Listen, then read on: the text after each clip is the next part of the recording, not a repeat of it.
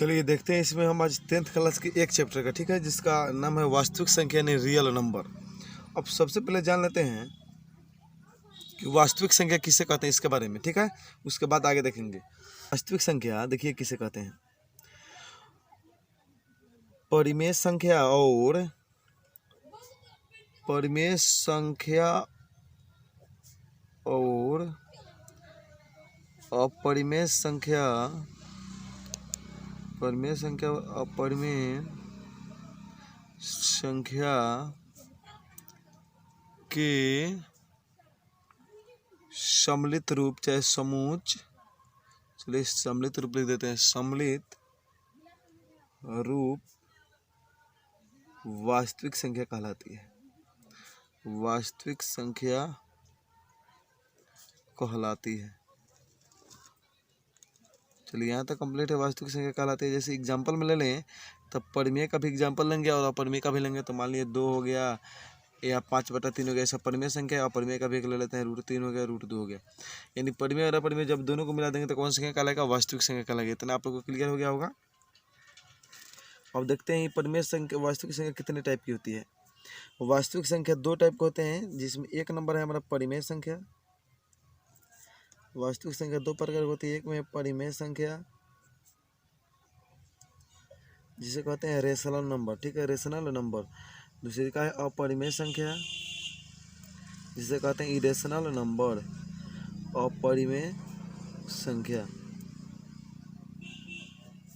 पर वास्तविक संख्या कितने प्रकार के होते हैं? 2 प्रकार के, परिमेय और अपरिमेय। परिमेय और अपरिमेय मिलेगा तो क्या कहलाएगा? वास्तविक संख्या कहलाएगा, ठीक है। ऑब्जेक्टिव में आपको कम आएगा कि परिमेय संख्या और अपरिमेय संख्या के समूह को क्या कहा जाता है? तो वास्तविक संख्या कहा जाता है, ठीक है। वास्तविक संख्या कितने प्रकार के होते हैं? तो 2 प्रकार के होते हैं। इतना तक आप लोगों को क्लियर हो गया।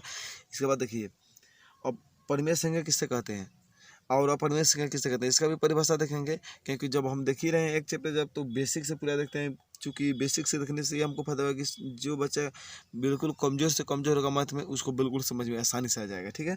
इसलिए बेसिक से देखा जाएगा इसको। चलिए इसको बेसिक से देखते हैं, यानी बेसिक से देखते हैं। परिमेय, परिमेय संख्या को हम लिखते हैं, इसका परिभाषा क्या होता है इसके बारे में लिख लेते हैं।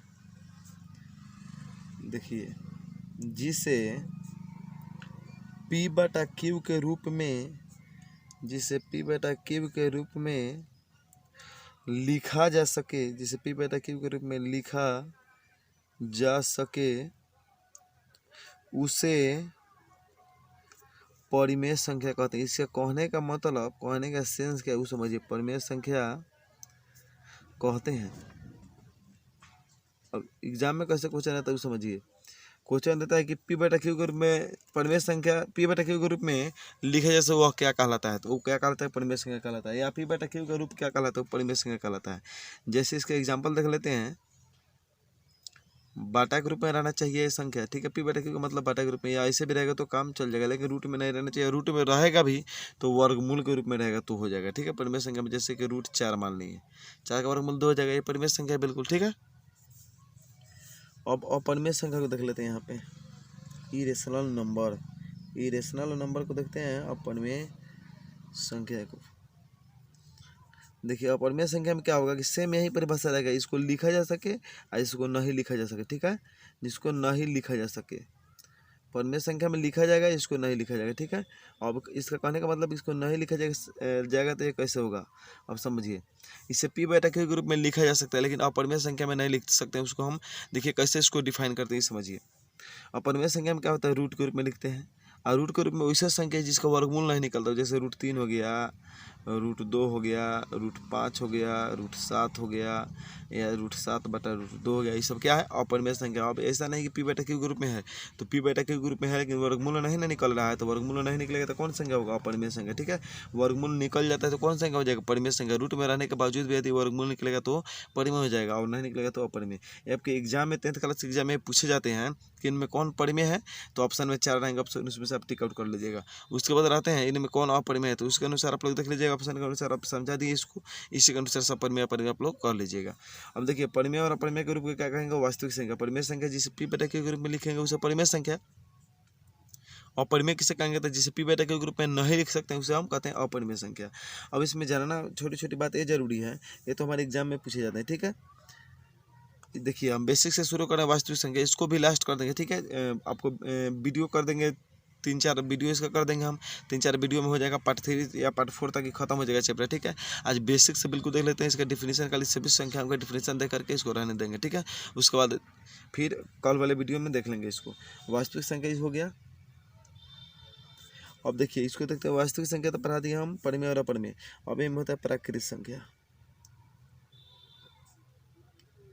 प्राकृत संख्या जिसे कहते हैं नेचुरल नंबर, जिसे कहते हैं नेचुरल नंबर। प्राकृत संख्या क्या कहते हैं? Natural number. इसका परिभाषा कैसे देंगे तो समझिए इसका परिभाषा, बिल्कुल आसानी से समझिए, किताब रटने की कोई जरूरत नहीं है। गिनती की संख्या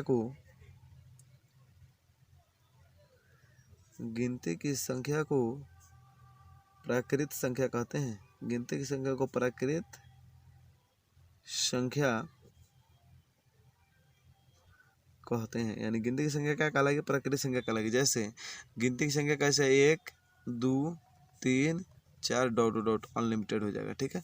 गिनती तो अनलिमिटेड है। अब ऐसा ना होना कि ऐसे ना आप लोग समझ में आएगा गिनती की संख्या तो जीरो से होती है, तो नहीं, एक बात गलत है, जीरो से नहीं होती। जैसे कि मान लिए हमारे जो हाथ है, हाथ में 5 अंगुली है, तब गिनेंगे 0 1 2 3 4, तो उसके अनुसार तो 4 ही होगा। इसलिए गिनती की संख्या को कैसे गिनते हैं? 1 से गिनते हैं। याद रखिएगा, 0 1 2 3 4 नहीं गिन सकते हैं, क्योंकि ऐसे गिनेंगे तो अंगुली कितने हो जाएंगे हमारे हाथ में? 4 ही अंगुली हो जाएंगे, ठीक है। लेकिन ऐसा नहीं होता है, 5 अंगुली, सब लोग जानते हैं। इसलिए समझ लीजिए गिनती की संख्या कहाँ से शुरू होती है? 1 से स्टार्ट होती है। तो गिनती की संख्या को प्राकृतिक संख्या कहते हैं 0 1 2 3 4 डॉट डॉट, ठीक है। अनलिमिटेड, इसका मतलब होता है अनलिमिटेड तक, यानी आगे की तरफ पैसा आते रहेगा। उसके बाद समझ लीजिए पूर्ण संख्या। पूर्ण संख्या क्या होती है उसके बारे में जानना जरूरी है। पूर्ण संख्या को कहते हैं होल नंबर, ठीक है। अब देखिए गिनती की संख्या में जब 0 मिला देंगे ना तो हो जाएगा पूर्ण संख्या। इसको लिख लीजिएगा, 0 सहित गिनती की संख्या, 0 सहित गिनती की संख्या पूर्ण संख्या कहलाती है। 0 सहित गिनती की संख्या पूर्ण संख्या कहलाती है। 0 सहित गिनती की संख्या क्या कहलाती है? पूर्ण संख्या कहलाती है। अब क्या कीजिए, गिनती की संख्या में 0 मिला दीजिए, क्योंकि 0 का खोज बाद में हुआ, आर्यभट्ट ने किए थे 0 का खोज, ठीक है। जो भारत में ही हुआ था 0 का खोज, तो 0 हो जाएगा, 1 हो जाएगा, 2 हो जाएगा, 3 हो जाएगा, 4 डॉट डॉट मार देंगे, ठीक है। इसका भी अनलिमिटेड हो जाएगा। तो क्वेश्चन देगा कभी कभी कि क्या पूर्ण संख्या प्राकृतिक संख्या हो सकती है? तो क्या पूर्ण संख्या प्राकृतिक हो सकते हैं? नहीं ना हो सकते, क्योंकि इसमें 0 है। आप प्राकृतिक संख्या पूर्ण संख्या हो सकती है, ये हो सकती है, क्योंकि 1 2 3 4 से स्टार्ट है, 1 2 3 4 इसमें है। समझ में आ गया? चलिए, तो पूर्ण संख्या बता दिए कि 0 सहित गिनती की संख्या को क्या कहेंगे? पूर्ण संख्या, क्योंकि 0 का खोज बाद में हुआ था, इसका खोज आर्यभट्ट ने किए थे, ठीक है। अब समझ लेते हैं अभाज्य संख्या। अभाज्य संख्या इसको कहते हैं प्राइम नंबर, अंग्रेजी में इसको कहते हैं प्राइम नंबर। अभाज्य संख्या क्या होता है समझिए। देखिए, अभाज्य संख्या की परिभाषा होता है 1 से बड़ी ऐसी संख्या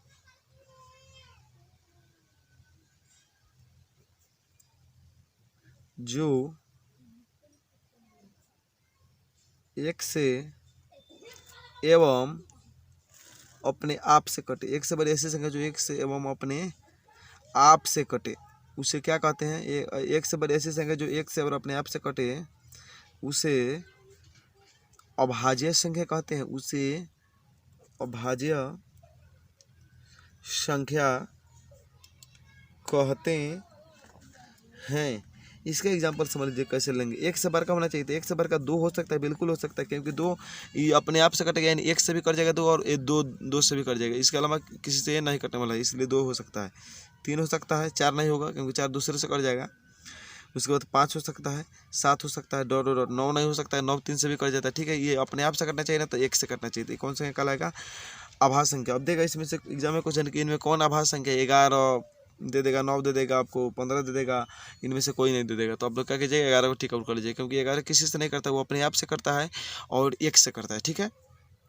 उसके अलावा 9 हुआ तो 9 3 से कट जाएगा, इनमें से कोई नहीं ऑप्शन रहेगा, तो उसको नहीं भरिएगा, क्योंकि 11 जो था इसमें संख्या था, कौन संख्या? आभाज्य संख्या। तो आभाज्य संख्या समझ में आ गया। एग्जाम में आपके क्वेश्चन आते हैं इससे लगभग, इस चैप्टर से लगभग ऑब्जेक्टिव में बात की जाए तो संख्या से लगभग 2 नंबर के सवाल दिए जाते हैं। 1 नंबर परिमेय का पहचान दे देगा, और 1 नंबर में आभाज्य संख्या में से दे देगा, ठीक है। कभी कभी इस क्वांटिटी को बढ़ा भी देता है, कभी कभी इसकी क्वेश्चन को ज़्यादा यदि अभी की डेट में तो 2022 के एग्जाम के लिए क्या है कि यदि 100 क्वेश्चन पूछा जाता है, 100 में से 50 का ही उत्तर देना, उसमें से इसकी संख्या बढ़ जाएगी, लगभग 3 से 4 क्वेश्चन हो जाएगा इस टाइप की, ठीक है। इसीलिए आप लोग ध्यान दे करके इसको आराम से तैयारी कर लीजिए और अच्छी तरह से इसको पढ़ लीजिए। और देखिए लगातार वीडियो मेरा अपलोड होता रहेगा इस चैनल पर, इस चैनल को सब्सक्राइब कर लीजिएगा और बेल बटन दबा के नोटिफिकेशन को ऑल में रख लीजिएगा और शेयर भी कर दीजिएगा उन दोस्तों के पास जो आपको 10th की तैयारी कर रहे हैं, लेकिन उनको लॉकडाउन की वजह से यदि तैयारी नहीं हुआ तो मैं पूरी वीडियो के साथ मैं गारंटी देता हूँ पूरी चैप्टर को खत्म कर दूंगा और आप लोग बिल्कुल एग्जाम में अच्छी तरह से नंबर से पास कर सकते हैं और अच्छी तरह से नंबर ला सकते हैं। मिलते हैं नेक्स्ट वीडियो में। आज इसको हम इसके बेसिक इन्फॉर्मेशन को खत्म कर दिए और कल इसे यूक्लिड भाग लेमा बता देंगे, अब यूक्लिड भाग लेमा का प्रयोग बता देंगे, ठीक है। और कल से फिर हमारा जो था क्लास फिर अभी तो रेगुलर ही है, कल से इसका वीडियो भी अपलोड हो जाएगा, ठीक है।